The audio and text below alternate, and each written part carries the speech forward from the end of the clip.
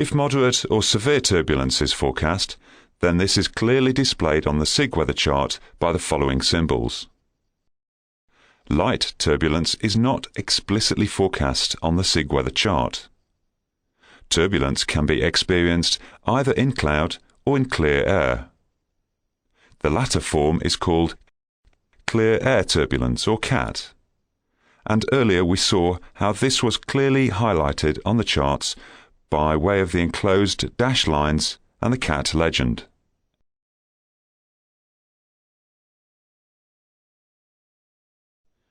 In cloud, moderate or severe turbulence is automatically implied on SIG weather charts whenever a CB is forecast. In addition, on the medium-level SIG weather charts, areas of moderate and severe turbulence associated with other types of medium-level cloud are always highlighted by turbulence symbols. These are included within the cloud boxes assigned to every scalloped cloud area. Moderate or severe icing is also automatically implied whenever CBs are forecast on the charts. In addition, on the medium-level SIG weather charts, moderate and severe icing is sometimes explicitly added to scalloped cloud areas when these contain cloud types with an associated icing risk.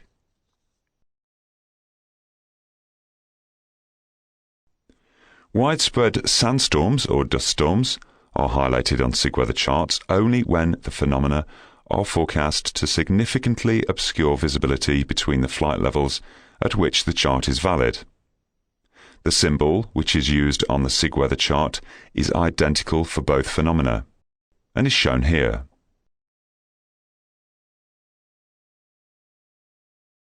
As we learnt earlier, the only clouds which are displayed on high-level charts are embedded cumulonimbus.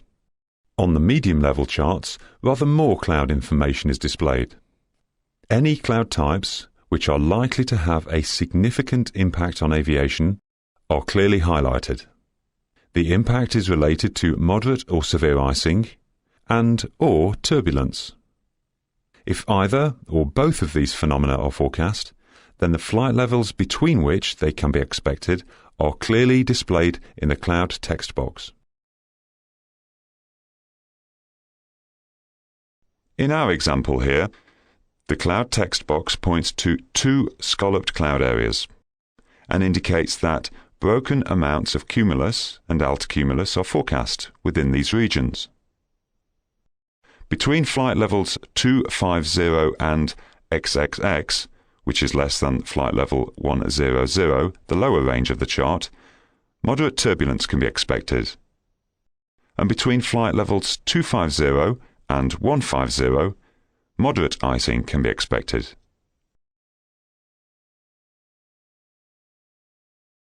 In regions of the world where there is significant convergence of nearly diametrically opposed winds, it's common to have a significant development of cloud.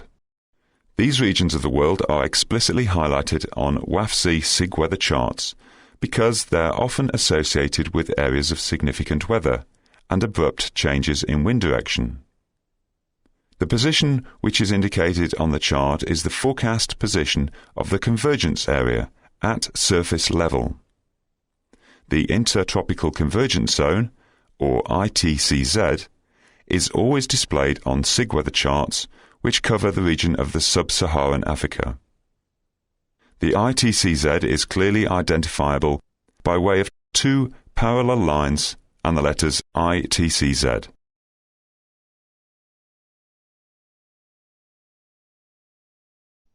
Occasionally, the structure of the troposphere is such that there are several abrupt changes in temperature. In a sense, there are several tropopauses. The tropopause heights, which are included on the high-level WAFC SIG weather charts, are the ones which are most significant to aviation. The heights, which are displayed on the charts, relate to the lowest temperatures in the troposphere. These tropopause heights are indicated at a number of spot locations across each of the high-level charts. Tropopause heights are presented in flight levels, and when there is just one tropopause, this flight level is centered in a rectangular box. When several tropopauses are present in the atmosphere, either an H or an L is added to the tropopause box to indicate whether the upper or lower tropopause height is displayed.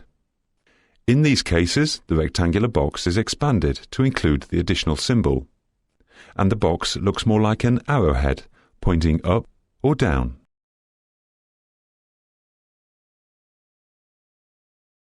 Jet streams are identifiable on the WAF's SIG weather charts by black solid lines, which have wind feathers indicating jet speeds at spot points, and the flight level at which the maximum speed is attained.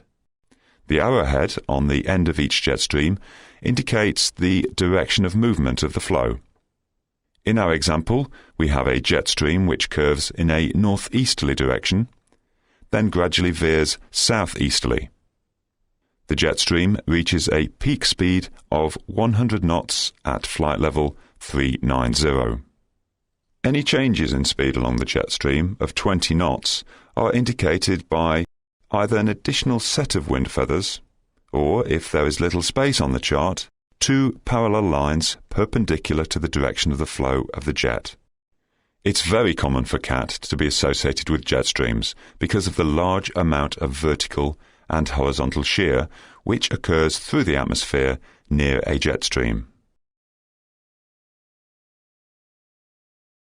If an erupting volcano is producing enough ash to cause a significant hazard to aviation, then the location of this volcano is clearly highlighted on the SIG weather chart by this symbol.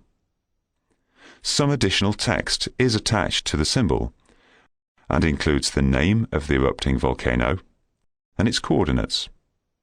In our example, we are using Mount Etna.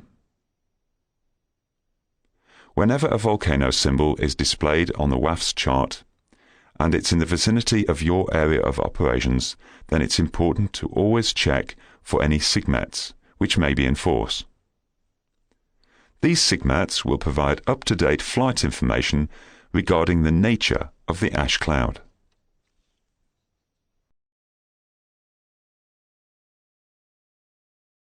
In this lesson, we have looked in depth at the different elements of the WAF's SIG weather charts. It's important that you understand them and appreciate that they represent the best fixed time forecaster phenomena which are of interest to aviation. They should become an important element of successful flight planning.